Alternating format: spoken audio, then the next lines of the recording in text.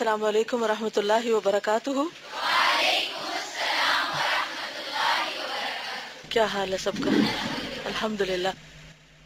نحمده ونصلی علی رسولہ الکریم، اما بعد فاعوذ باللہ من الشیطان الرجیم، بسم اللہ الرحمن الرحیم۔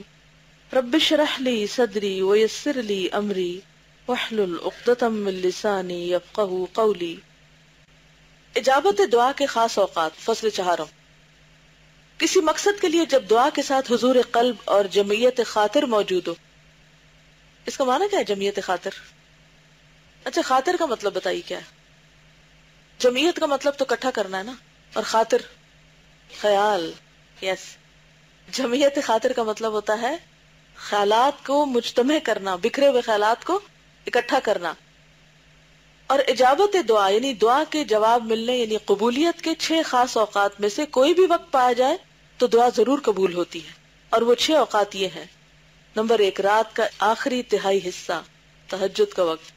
نمبر 2، آذان کے وقت۔ نمبر 3، آذان اور اقامت کے درمیان کا وقت۔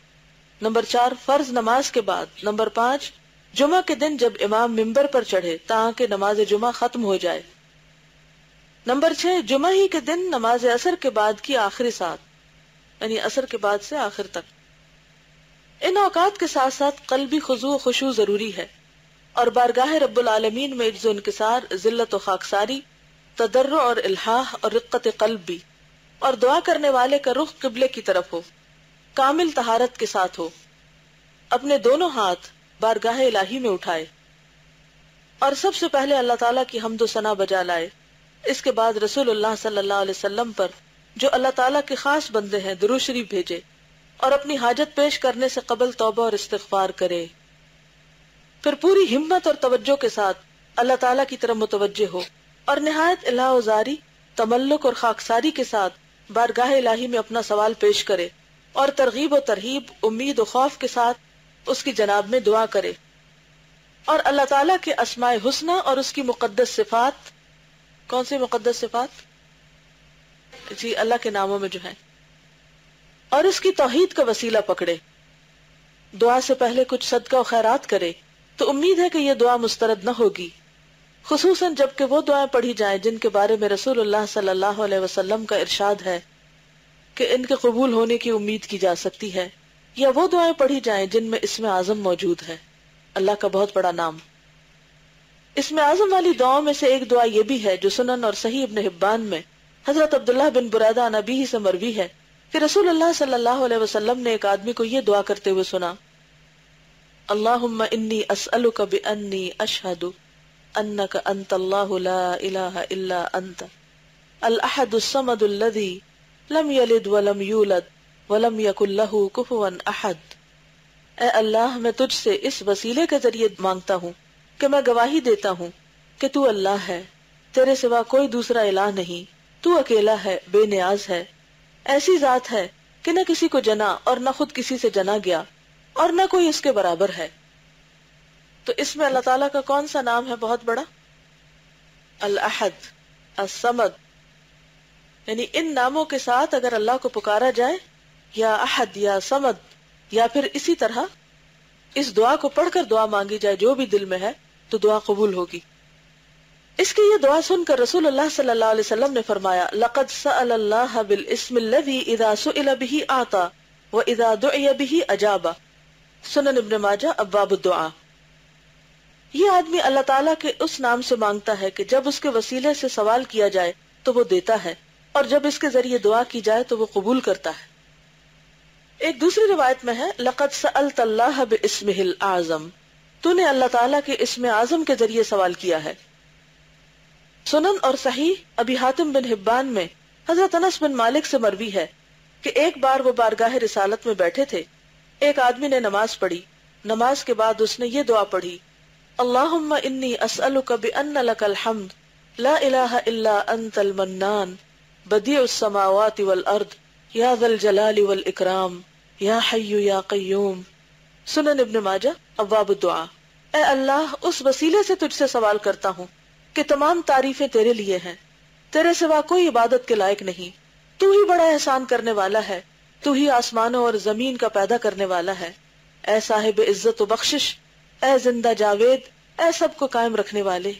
کس قدر خوبصورت دعا ہے یہ سن کر رسول اللہ صلی اللہ علیہ وسلم نے فرمایا لقد دعا اللہ باسمہ العظیم الذی اذا دعی بہ اجاب واذا سئل بہ اعطی، سنن ابن ماجہ ابواب الدعاء۔ یہ آدمی اللہ تعالیٰ سے اسم اعظم کے ذریعے مانگ رہا ہے کہ جس کے ذریعے دعا کی جائے تو وہ قبول کرتا ہے، اور جب سوال کیا جاتا ہے تو وہ دیتا ہے۔ تو ان دعاؤں کو ہائی لائٹ کر لیں، اپنے پاس کسی کاغذ پہ لکھ لیں۔ آپ کیا کریں؟ ان دعاؤں کو مانگ کر پھر جو کچھ آپ کے دل میں آپ مانگے تو انشاءاللہ قبول ہوگا۔ کیا کہا میں نے؟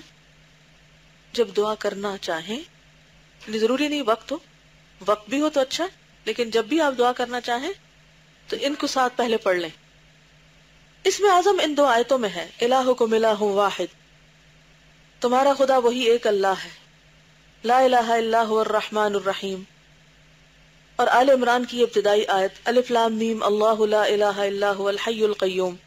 تو اس سے پتہ چلتا ہے کہ یہ جو خاص طور پر اللہ تعالیٰ کے نام ہیں ان کے ساتھ دعا مانگنی چاہیے۔ ویسے بھی حکم ہے نا وَلِلَّهِ الْأَسْمَاءُ الْحُسْنَى فَادْعُوهُ بِهَا، اللہ کے اچھے اچھے نام، ان ناموں کے ذریعے اس کو پکارو۔ مسند احمد اور صحیح حاکم میں حضرت ابو ہریرہ، حضرت انس بن مالک اور ربیعہ بن عامر سے مروی ہے کہ وہ رسول اللہ صلی اللہ علیہ وسلم سے روایت کرتے ہیں، آپ نے فرمایا الزو بیا ذا الجلال والاکرام، یا ذا الجلال والاکرام کہہ کر الہا کرو، یعنی یہ کہہ کے اللہ سے مانگو، یعنی اس سے اچھی طرح تعلق قائم کرو، اپنے لیے اسے لازم اور ضروری گردان لو اور اسے ہمیشہ قائم رکھو۔ یعنی یہ نہیں کہ ایک آدھ دفعہ اس سے مانگا اور پھر بھول گئے، کیا کرو؟ اس کی عادت رکھو۔ جامع ترمذی میں حضرت ابو ہریرہ رضی اللہ عنہ سے مروی ہے ان النبی صلی اللہ علیہ وسلم کان اذا اہمہ الامر رفع رأسہ الى السماء واذا اجتہد فی الدعاء قال یا حی یا قیوم، ترمذی ابواب الدعوات۔ رسول اللہ صلی اللہ علیہ وسلم کو جب کوئی اہم امر پیش آتا تو آپ اپنا سر آسمان کی طرف اٹھاتے، اور جب آپ دعا میں کامل مسائی یعنی کوشش کرواتے تو یا حی یا قیوم پڑھا کرتے تھے۔ یعنی جب بہت جوش سے دعا مانگتے تو خوب پھر اللہ کے ناموں سے پکارتے۔ کوئی موقع یاد ہے آپ کو؟ جنگ بدر میں انہی ناموں سے آپ دعا مانگ رہے تھے۔ اگلی حدیث میں انس بن مالک سے مروی ہے کان النبی صلی اللہ علیہ وسلم اذا کربہ امر قال یا حی یا قیوم برحمتک استغیث، کہ رسول اللہ صلی اللہ علیہ وسلم کو جب کوئی دشوار امر پیش آتا تو آپ یا حی یا قیوم برحمتک استغیث پڑھا کرتے۔ اور حضرت ابو ہریرہ سے مروی ہے کہ رسول اللہ صلی اللہ علیہ وسلم نے ارشاد فرمایا اسم اللہ العظم فی 3 سور من القرآن البقرہ و آل عمران و طٰ المستدرک کتاب الدعاء۔ اسم اعظم قرآن حکیم کی 3 سورتوں میں ہے، سورت بقرہ، سورت آل عمران اور سورت طٰ میں۔ حضرت قاسم فرماتے ہیں کہ میں نے ان 3 سورتوں میں اسم اعظم تلاش کیا تو مجھے معلوم ہوا کہ اسم اعظم الحی القیوم ہے۔ تو کیسے دعا مانگنی چاہیے؟ کیا کہہ کے یا حی یا قیوم برحمتک استغیث۔ اور وہ جو دعا نا اصلح لی شأنی کلہ ولا تکلنی الی نفسی طرفۃ عین، یہ دراصل کیا کہ اللہ میرا نفس خرابی کرتا ہے، مجھے اس کے شر سے بچا، مجھے میری اپنی غلطیوں کی وجہ سے مشکلات آتی ہیں، تو مجھے گناہوں سے بچنے کی توفیق دے۔ لیکن بات یہ ہے کہ ہم اللہ سے کم باتیں کرتے ہیں اور لوگوں سے زیادہ باتیں کرتے ہیں۔ آپ نے اپنے آپ کو اس میں بھی چیک کرنا ہے۔ کیسے چیک کریں گے کہ لوگوں سے زیادہ باتیں کرتے ہیں یا اللہ سے زیادہ کرتے ہیں؟ نماز لمبی پڑھتے ہیں یا فون کی کنورسیشن لمبی ہوتی ہے؟ دن میں کتنی دفعہ ٹیلی فون کرتے ہیں اور دن میں کتنے نفل پڑھتے ہیں اور کتنی تسبیحات پڑھتے ہیں؟ ٹیلی فون پہ تو پیسے بھی لگتے ہیں، یہ الگ بات ہے کہ اب فری منٹس کی بہت آفر ہے تو ہم اس جھانسے میں آ کر اور زیادہ اپنا وقت برباد کر رہے ہوتے ہیں جب بے مقصد کالز ہوتی ہیں، خاص طور پر چھوٹی چھوٹی باتیں۔ کیا اللہ کافی نہیں ہے چھوٹی چھوٹی باتیں شیئر کرنے کے لیے؟ ضروری ہوتا ہے کہ ہم لوگوں کے ساتھ شیئر کریں، ٹھیک ہے کبھی کبھار تو صحیح، لیکن ہر وقت عادت بنا لی جائے یہ بھی ایک ایڈکشن ہوتی ہے۔ ہر وقت ہر مجلس میں کوئی نہ کوئی بات کرنا، ادھر سے ادھر ادھر سے ادھر، پھر آپ دیکھیں ہم ایک ہی بات ہوتے 10 دفعہ ریپیٹ کرتے ہیں۔ کیا ضرورت ہے اس طرح کرنے کی؟ لیکن کبھی ہم نے اپنے اوپر غور نہیں کیا کہ سب کچھ ہم کر رہے ہوتے ہیں۔